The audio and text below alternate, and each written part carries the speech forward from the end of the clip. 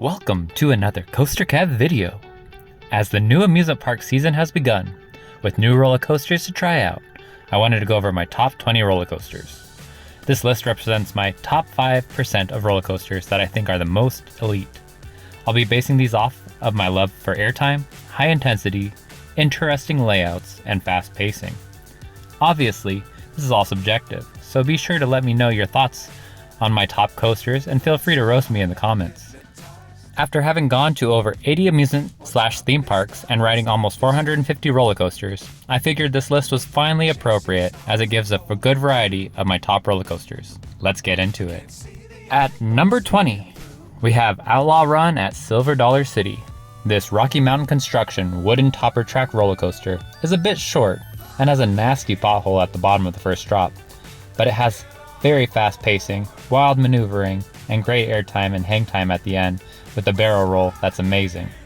If this was a little smoother and I had a chance to ride it at night, I'm sure this would be much higher on my list.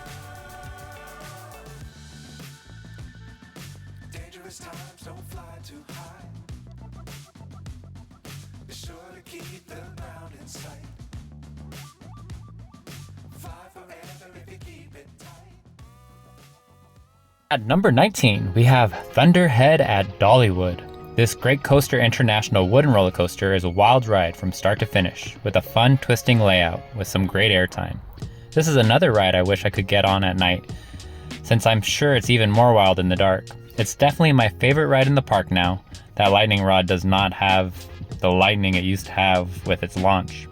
The ride starts off a little less wild with larger elements, but it really takes it up a notch in the second half when it starts hugging the terrain and really feels like a runaway freight train, like another roller coaster higher on this list.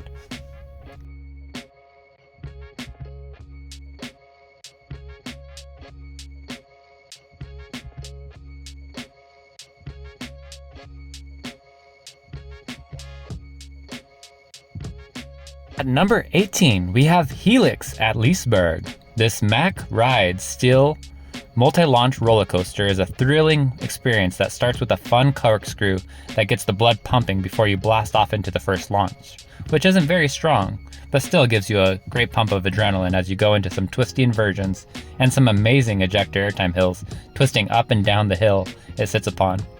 The second half gets even more wild, with the second launch at higher speed into a weird inverting top hat that gives a bit of hang time that's followed by an insane ejector airtime hill. Afterwards, there's some fun little cheetah hunt-like S-bends, but they don't provide much thrill, and it's kind of meanders. Afterwards, it has an amazing roll that really has you hanging out of your seat before you hit the final brakes.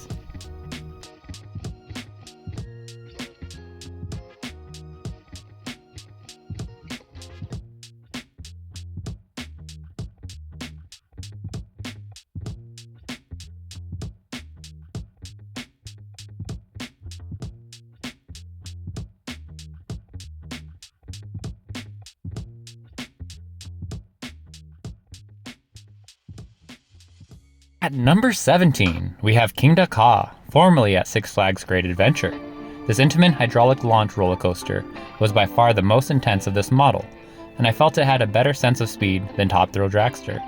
Additionally, the addition of the airtime hill made a big difference, and I enjoyed the little pop of airtime versus just ending after the top hat.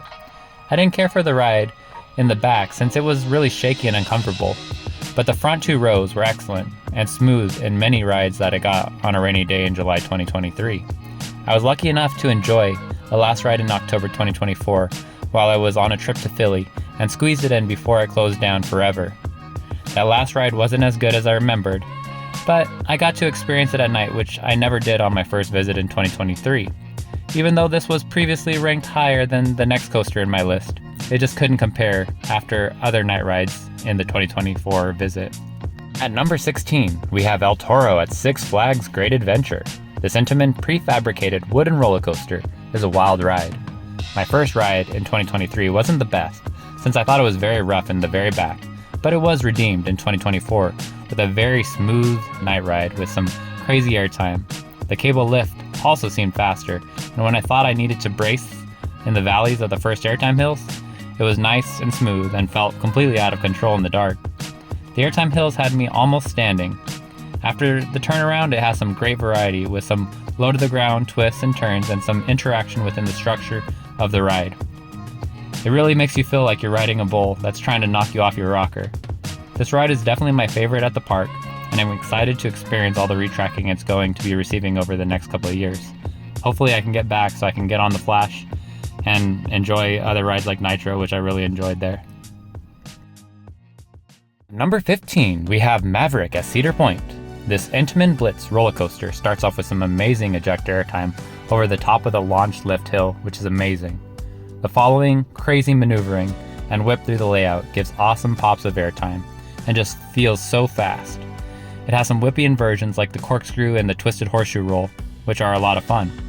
However, I'm not a huge fan of the over-shoulder restraints, though, since it gives a bit of discomfort and some of it jabs into the neck due to the vest, which is definitely better than the over-the-shoulder hard restraints. Otherwise, this is a wild ride with a highlight of the second launch that really brings the excitement as you reach a railroad crossing and launch into a quick turn into the sky and go through some amazing elements like the stangle dives and airtime hill to finish off the ride with a bang.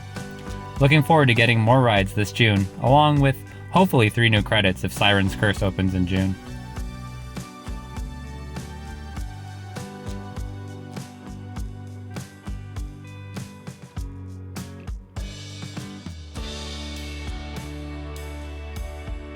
At number 14, we have Twisted Timbers at King's Dominion. This Rocky Mountain Construction iBox hybrid roller coaster is an airtime machine, and I love it. The start of the ride with the turnaround into the barrel roll down drop is nothing too exciting, but the rest of the layout really hauls and has extremely good pacing from start to finish. I love the feeling of being out of control on this and the sense of speed as you're being hurled up into the air quite forcefully almost every hill, whether it's straight or twisted for some fun directional changes of airtime and some laterals. The barrel roll near the end is also a fun way to get some hang time as this layout is extended for a third lap instead of the shorter length of similar RMC conversions, such as Twisted Cyclone at Six Flags Over Georgia, which leaves me wanting a little bit more while this ride is just right for me. But it could use a little bit more variety as well as a better starting element. Hopefully I can get back since I've only had one quick visit and would love to get on Rapterra along with some other missed credits. At number 13, we have Phantom's Revenge at Kennywood. This Morgan Hypercoaster is a weird one as it was converted from an aerodynamics design multi-looping roller coaster called Steel Phantom, similar to Viper at Six Flags Magic Mountain, but with only 4 inversions. But it utilized the train much more than Viper. From what I hear, it was very rough and not a fun ride, but I probably would have enjoyed it being the weirdo I am and liking intense and crazy rides.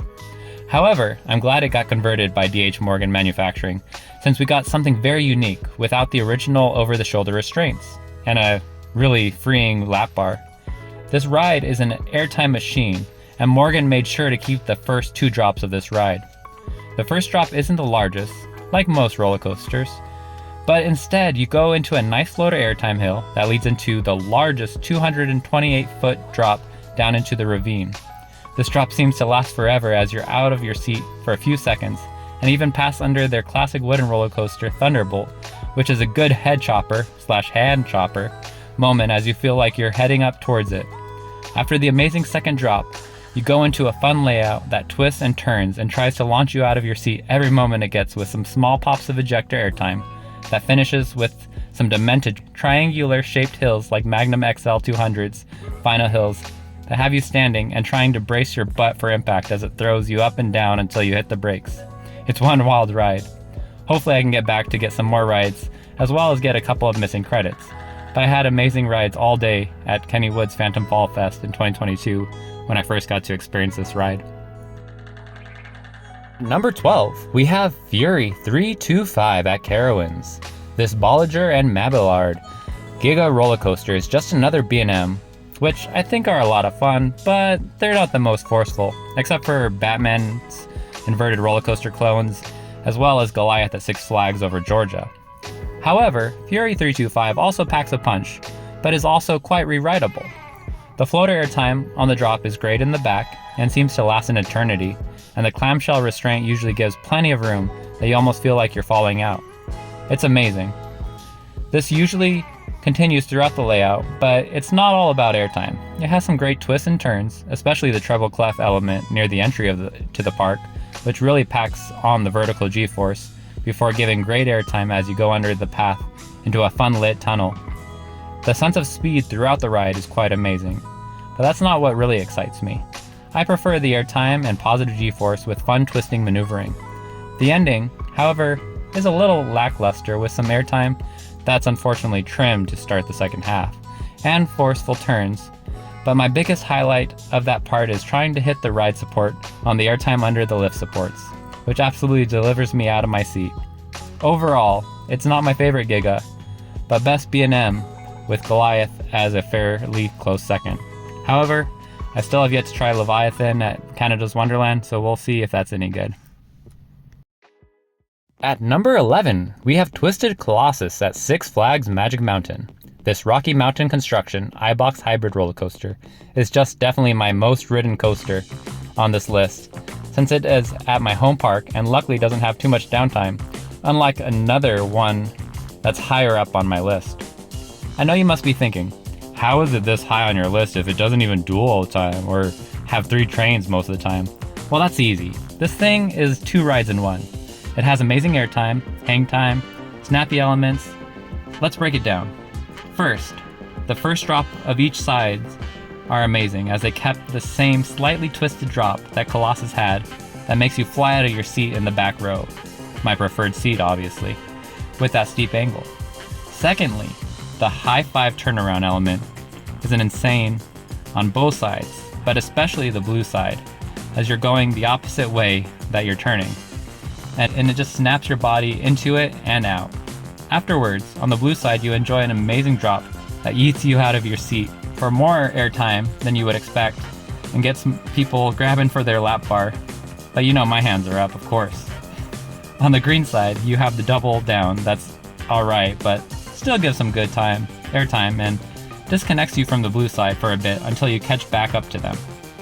After that, the Top Gun stall on the green side is just flawless, with some good whip into it and out of the element while you get a good look at the blue train below you, which gets a nice pop of float airtime into the green train.